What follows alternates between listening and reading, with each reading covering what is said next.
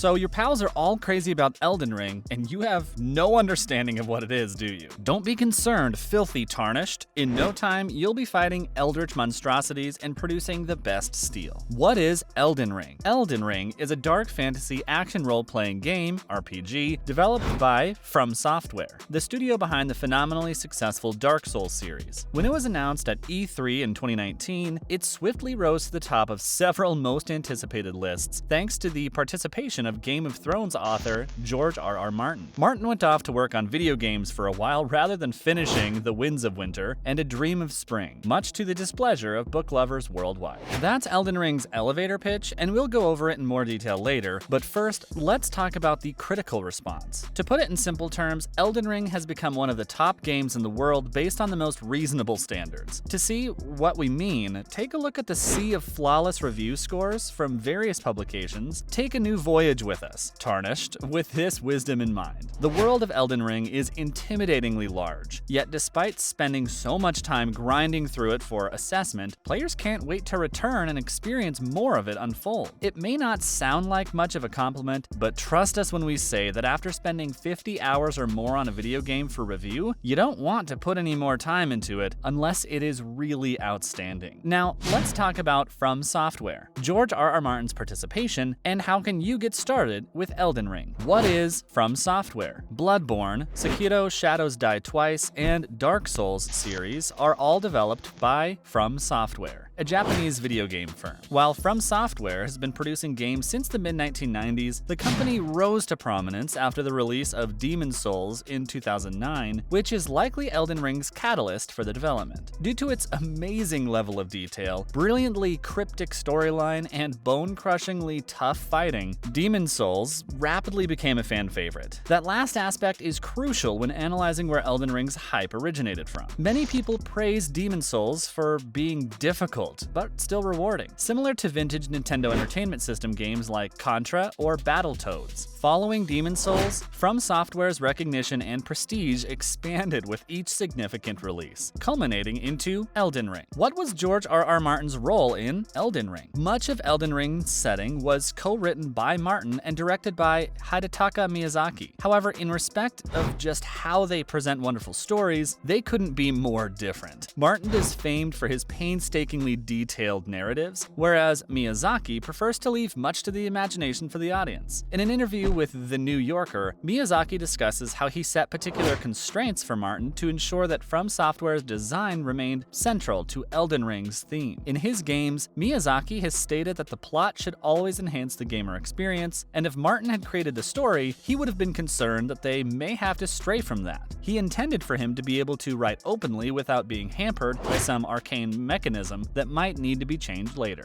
Despite the language barrier and age disparity, Miyazaki and Martin became good friends while collaborating on Elden Ring. He said later in the interview, "You know, greatness recognizes greatness." Next, why you should play it. Elden Ring, which debuted last Friday on Xbox One, PlayStation 4, and PC, is the renowned spiritual successor to Dark Souls, a title that revels in its difficulty to the point of being sadistic. Beating a Souls game requires time, commitment, and expertise. It is a sign of respect. Elden Ring, written with George R.R. Martin's help, is about the Elden Ring, as the title indicates. Queen Marika fractured the ring into 7 great runes, a ring with tremendous but hazy mystical powers. Those runes were entrusted to each of the queen's demigod children, who then warred against each other in order to obtain all of the great runes and reassemble the Elden Ring. The Shattering was a conflict that had no winner, but severely shattered the lands between, the land in which you play. It's up to you to assassinate all 7 demigods, reassemble the Elden Ring, and ascend to the position of Elden Lord. However, it's much easier said than done. If you've never played a From Software game beforehand, the basic premise is that most adversaries can kill you in 1 or 2 hits, and progression requires you to die repeatedly. It's a game of timing and coordination, but also persistence. What makes the game different? There's a lot to take in at first, and it might be daunting daunting. Elden Ring is a massive RPG with a long list of factors that you'll need to learn about. You'll select a class which will influence the weapons you may employ at first. Melee, magic, short range, and long range configurations are all available. You'll discover how to make goods and consumables that improve specific abilities. You may call on monsters to fight with you in combat. Enemies will be looted for valuables and resources. There's just so much. What sets Elden Ring apart from other blockbuster action RPGs is that everything counts. Take Cyberpunk 2077 for example, another ambitious RPG with a wide range of weaponry and playstyles. The game's difficulty does not need a consistent playstyle. Despite the fact there are hundreds of possibilities, you'll discover that a basic katana/sniper rifle combo is enough to get you through the entire game with minimum effort.